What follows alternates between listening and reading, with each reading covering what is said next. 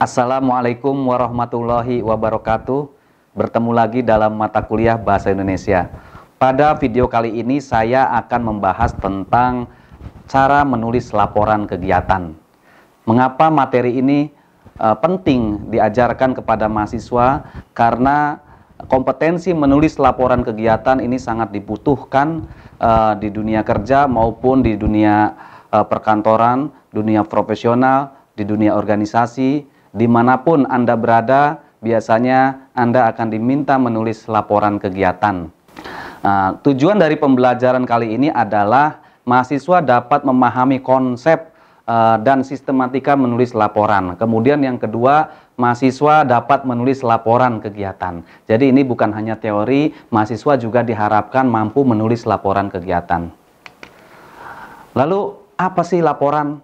Nah, laporan adalah penyampaian informasi yang ditulis secara lengkap, jelas, sistematis, objektif, dan tepat waktu oleh seseorang kepada orang lain. Biasanya ditulis atau dilaporkan oleh bawahan kepada atasan. Itu yang disebut dengan laporan. Fungsi laporan. Apa fungsi laporan? Yang pertama, sarana komunikasi vertikal. Seperti yang saya jelaskan tadi. Ada laporan dari bawahan kepada atasan. Itu yang disebut sebagai komunikasi vertikal. Kemudian alat pertanggungjawaban. Jadi laporan ini juga menjadi salah satu bentuk pertanggungjawaban dari apa yang sudah ditugaskan sebelumnya. Jadi kita mendapat tugas lalu melaporkan apa yang sudah kita lakukan, seperti itu. Kemudian memberikan informasi penting, tentu saja yang kita laporkan adalah sebuah informasi yang penting ya. Karena ini terkait dengan peristiwa ataupun kejadian yang kita alami, yang kita lakukan ya, sehingga orang lain harus mengetahui laporan ini. Kemudian sarana pengambilan keputusan.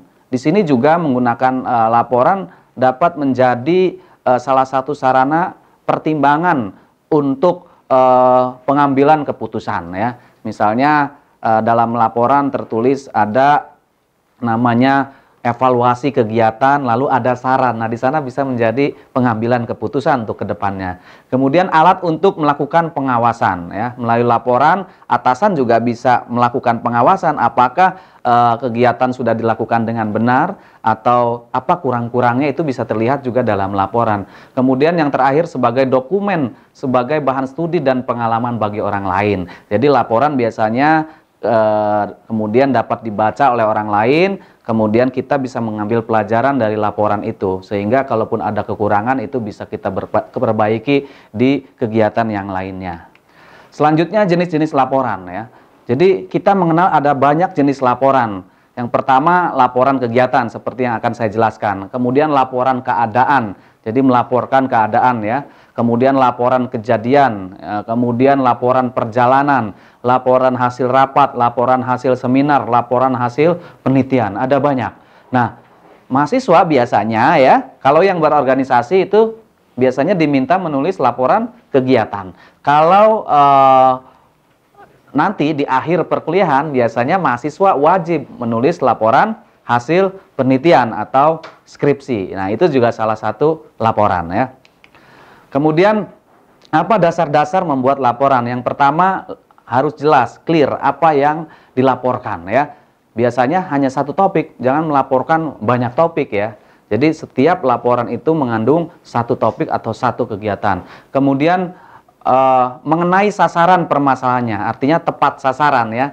Yang dilaporkan itu ya sesuai, relevan ya dengan apa yang dikerjakan. Kemudian lengkap, lengkap itu artinya berarti banyak aspek yang dilaporkan, ada sistematikanya, mulai dari A sampai Z ya, dari pendahuluan sampai penutup.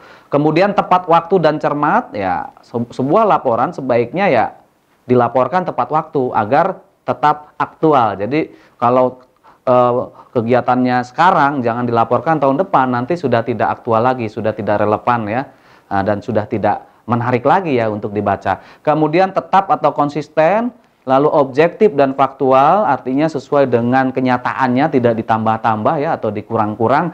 Kemudian harus ada proses timbal balik. Nah, ini artinya ketika kita sudah menulis laporan, melaporkan kepada atasan, sebaiknya ada timbal balik, respon ataupun feedback dari atasan atau dari pembaca. Bagaimana laporan itu, apakah sudah bagus atau belum.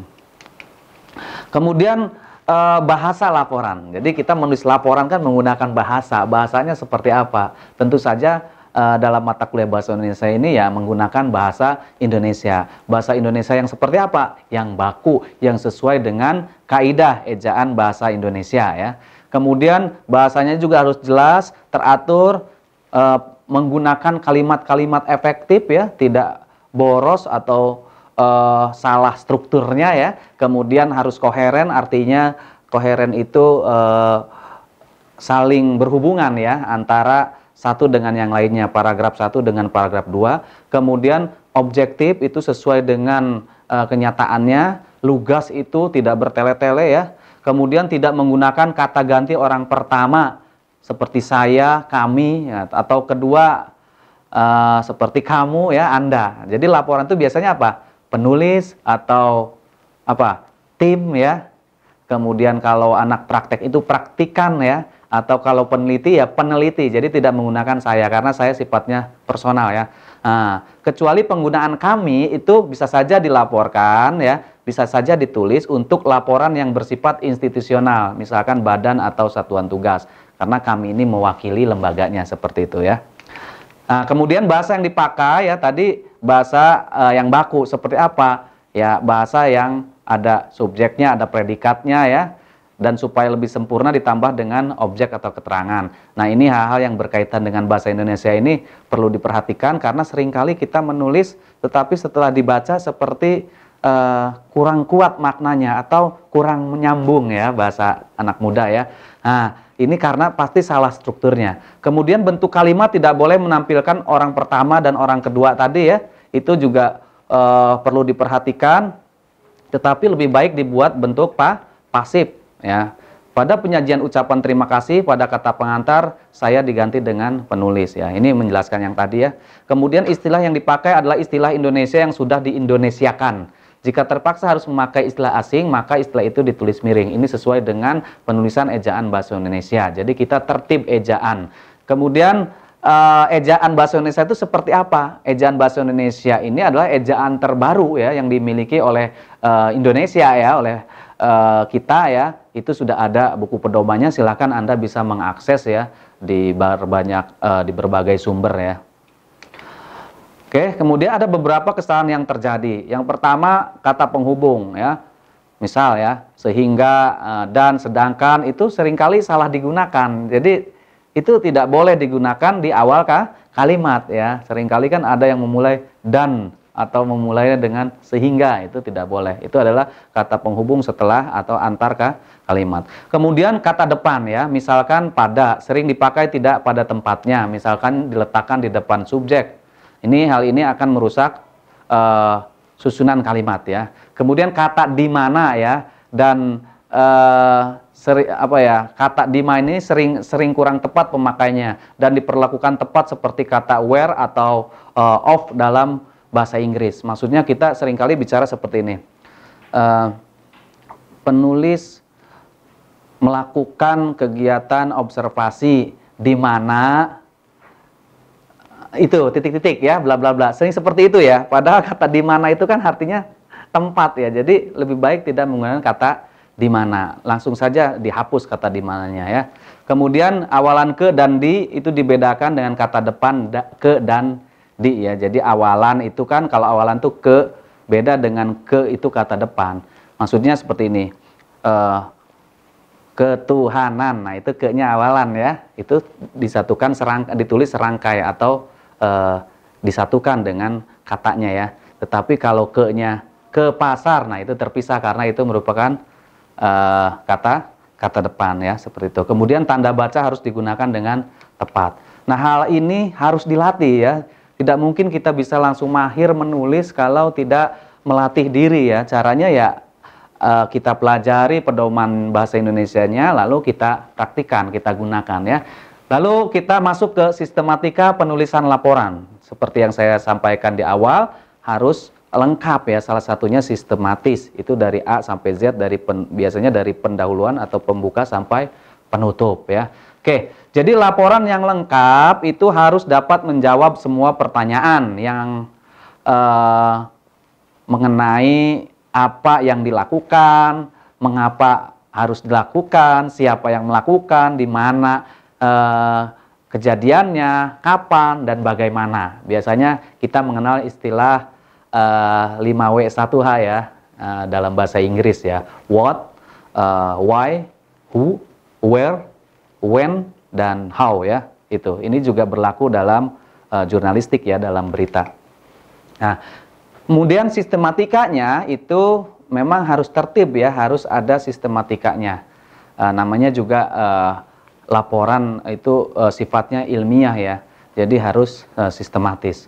Yang pertama ada bagian pendahuluan, kemudian bagian isi, dan juga bagian penutup. Di bagian pendahuluan itu biasanya ada latar belakang, ada tujuan kegiatannya, kemudian menjelaskan temanya, nama kegiatannya. Sementara di isi itu lebih ke kegiatan itu dilakukan ya, bagaimana ceritakan, mulai dari pelaksanaannya ya, tempatnya, kemudian pesertanya siapa, panitianya siapa, kemudian bagaimana jalannya ya, acara, kemudian ada evaluasi kegiatan, ada saran, ada rekomendasi, juga bicara tentang bagaimana realisasi anggaran ya, dan kemudian di akhir ada penutup. Nah, penutup ini ya semacam kesimpulan ya, kata-kata penutup, kemudian yang nantinya akan dilanjutkan dengan lampiran. Lampiran itu apa saja ya? Bisa daftar hadir ya, kemudian dokumentasi, foto-foto, kemudian surat menyurat ya, arsipnya itu dilampirkan semuanya ya. Biasanya lampiran itu tebal ya, jadi laporannya sedikit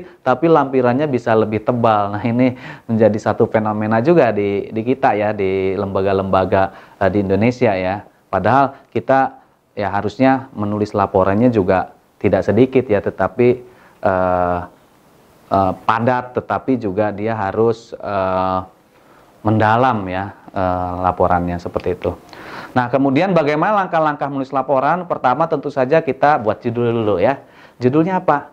Judulnya sesuai dengan apa yang akan dilaporkan. Misal, kita akan melaporkan kegiatan webinar. Ya, judulnya berarti laporan pelaksanaan kegiatan webinar. Nah, cukup seperti itu ya, itu judul. Nah, judul itu ditaruh di mana? Biasanya di cover atau di halaman sampul ya. Jadi biasanya di halaman sampul itu ada judul ya, kemudian disusun oleh, kemudian ada logo organisasinya ya. Juga di bawah itu biasanya institusi dan waktu pelaporannya ya. Nanti bisa dilihat contoh-contohnya ya. Oke, kemudian menyusun kalimat pembukaan atau pendahuluan. Nah, ini seringkali kalau yang tidak terlatih atau tidak terbiasa baru memulai pendahuluan sudah berhenti ya. Jadi sudah tidak lagi bisa berpikir ya. Nah, ini karena memang kurang terlatih ya. Jadi kita harus berani memulai tulisan ya. Seperti apa? Ya memang ada teorinya. Pendahuluan atau latar belakang itu biasanya menggunakan teori piramida terbalik. Jadi menuliskan sesuatu yang umum dulu, baru yang khusus. Yang umum itu seperti apa? Misalkan kita akan melaporkan tadi webinar. Umumnya tentang apa? Umumnya misalkan webinar tentang COVID ya, 19. Jadi kita mulai sesuatu yang umum, bagaimana perkembangan COVID-19 saat ini, baik di Indonesia maupun di dunia ya. Biasa kalau kita menggunakan itu apa? Dewasa, ini, akhir-akhir, ini, saat, ini, dan lain sebagainya. Sebetulnya tidak harus seperti itu. Kita bisa langsung memulai misalkan virus corona atau COVID-19 melanda bla bla bla, memulai dengan itu, kemudian disertai dengan data-data ya. Kita cari data-datanya dan kita cantumkan sumber datanya ya. Jangan sampai kita mengutip tetapi tidak mencantumkan sumber data. Untuk apa data ini? Untuk memperkuat argumen ya. Jadi ketika kita menulis satu pernyataan-pernyataan, premis itu harus didukung oleh data-data agar argumen kita kuat ya. Kemudian setelah hal yang umum mulai ke khusus. Lalu kita mau apa? Oleh karena itu kita perlu adanya penyuluhan-penyuluhan ya, dan juga kegiatan seminar-seminar untuk masyarakat. Nah, itu udah mulai khusus ya. Apa tujuannya? Di situ bisa disampaikan. Nah, itu tentang pendahuluan. Nanti kita bisa lihat contoh ya. Kemudian Setelah pendahuluan ya kita mulai masuk ke isi. Kalau isi itu udah ada template-nya sebetulnya, sudah ada misalkan tempatnya di mana, kita hanya perlu menuliskan bahwasanya kegiatan bertempat di mana ya, tanggal berapa, itu harus, yang jelas harus detail ya, harus rinci ya. Jadi kita sebagai pembaca dapat informasi yang jelas. Kemudian bagaimana pesertanya siapa, kemudian panitianya siapa, itu tinggal menuliskan sesuai dengan yang memang terjadi. Jadi jangan dibuat-buat ya. Dari mana taunya? Ya kita catat saat kegiatan, ada pengarsipan kan, ada dokumentasinya, ada daftar hadirnya, kita bisa hitung. Nah itu semua kemudian direkap, ditulis dalam laporan. Nah kemudian yang paling penting adalah melaporkan acaranya ya. Jadi di saat laporan pelaksanaan kegiatan atau di acara ini, kita di sini juga belajar menulis, bagaimana menuliskan jalannya kegiatan dari mulai dibuka sampai ditutup. Dibuka oleh siapa, kemudian pengisinya siapa saja, ada acara lain tidak selain seminar misalnya ya, itu harus kita tuliskan dengan detail ya. Nah maka dari itu saat kegiatan sebaiknya kita melakukan pengamatan dan pencatatan. Ada hal-hal yang mungkin perlu dilaporkan gitu ya, jadi sebagai panitia kita harus mencatat itu semua sehingga ketika menulis laporan lebih mudah. Kemudian yang terakhir biasanya yaitu menulis kalimat penutup. Nah, kalimat penutup seperti apa? Sederhana. Kalimat penutup itu bisa seperti demikian laporan ini dibuat, kemudian juga ucapan terima kasih, kemudian harapan ke depannya seperti apa ya. Itu kalimat-kalimat penutup ya. Oke, kemudian ada aspek lainnya yang tidak kalah penting. Setelah menulis itu kita juga harus apa ya? Ya mengecek ulang ya, yaitu menyunting laporan. Sunting itu artinya edit ya. Jadi kita cek bahasanya, susunannya sudah lengkap atau belum ya, itu menyunting. Kemudian lampirannya ya, kita susun lagi sesuai dengan yang dibutuhkan ya. Kemudian, nah ini yang terakhir sebetulnya tidak terlalu diharuskan ya, tetapi juga bisa menjadi salah satu nilai yang baik ya, yaitu mendesain sampul. Jadi kita bikin laporan tidak polos ya, seperti proposal Karang Taruna ya, kita sering lihat polos-polos ya laporannya. Nah karena kita sekarang ini zamannya teknologi digital ya, ada banyak perangkat lunak tentang desain ya, itu kita sedikit desain sampulnya, main di warna dan lain sebagainya. Tetapi jangan berlebihan ya, itu karena kalau berlebihan juga nanti laporannya jadi tidak bagus ya. Oke, kemudian ada penyajian tabel, daftar dan gambar. Ini nanti kita bisa dilihat ya, bagaimana kalau menulis tabel ya. Kemudian bagaimana kalau menuliskan gambar ya. Nah, biasanya begini, kalau tabel itu kan berbentuk kolom-kolom ya. Nah, itu penulisan tabelnya itu ada di atas tabelnya. Jadi tabel 3.1 ya. Judulnya biodata pegawai misalkan. Nah, kemudian baru tabelnya. Berbeda dengan gambar. Kalau gambar itu di bawah. Jadi foto dulu baru gambar 3.1 kegiatan apa. Seperti itu ya. Itu adalah salah satu cara menulis tabel dan gambar ya. Nah, hal-hal lainnya mengenai laporan ini kita tentu saja harus melihat contoh-contoh laporan sebelumnya ya. Nah, tentu saja di laporan sebelumnya itu ada yang bagus, ada yang kurang bagus, kita bisa belajar mana yang bisa kita jadikan contoh, lalu kalaupun ada kekurangan-kekurangan, kita perbaiki ya. Begitu secara teori ya, bagaimana kita menulis laporan. Tentu saja sekali lagi kemampuan menulis ini bukan hanya sekedar teori, tapi ini adalah betul-betul praktik, jadi memang harus dicoba, harus dipraktikkan. Jadi kalau ada yang bertanya, menulis itu apa? Menulis itu adalah yang menulis ya. Kita mulai dari kata pertama ya sampai kata terakhir. Nah, itu baru menulis. Nah, nanti saya di akhir akan melampirkan contoh-contoh laporan. Silakan Anda unduh ya pada Sepada sistem pembelajaran daring kita, sepada.teknokrat.ac.id, dan kita belajar bersama-sama ya. Lalu nanti kalian mahasiswa menulis laporan, kemudian kita diskusikan bersama-sama apa kurang-kurangnya, lalu kita koreksi dan kita perbaiki. Sekian apa yang bisa saya sampaikan mengenai cara menulis laporan kegiatan ini. Ya tentu saja ini terbatas ya, karena ini video berdurasi singkat. Untuk lebih jelasnya, kalian bisa mengakses sendiri banyak sumber mengenai bagaimana cara menulis laporan. Sekian dari saya ucapkan terima kasih. Assalamualaikum warahmatullahi wabarakatuh.